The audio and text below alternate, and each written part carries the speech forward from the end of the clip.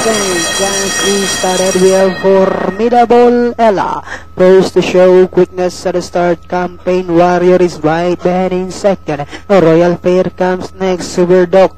Alongside comes Miggy Man. Next on is Just Superb. Premier Edition. Second last. Well, Siklag is the early trailer when going along for the first turn. We have Formidable Ella by about 2 lengths.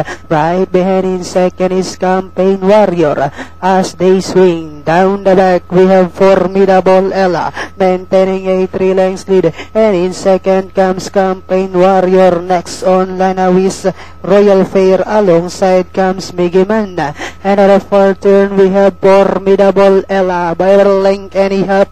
Then here comes Campaign Warrior, now closing in second. Royal Fair is down in third, and Miggy Man comes next. Premier Edition, Ziberdog, Siklag, and Just Superb. Last 400 meters up the race, and it's still Formidable Ella by about 2 lengths. Campaign Warrior still in second, and they are now entering the home stretch. We have Formidable Ella this time by about 3 lengths.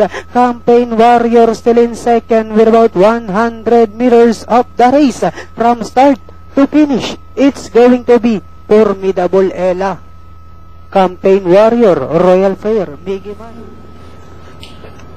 Banderan tapos nga po ang pagkakapanalo ni Formidable Ella para sa ating race number 4. It's 4 on 4. Ang quarters ni Formidable Ella is 12.5, 24.5, another 24.5, and finishing at 27, 128.6 ang total time.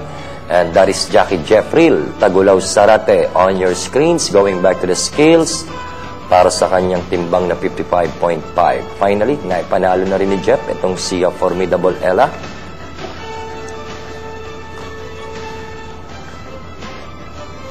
Tingnan natin sa ating ISOCAM shot.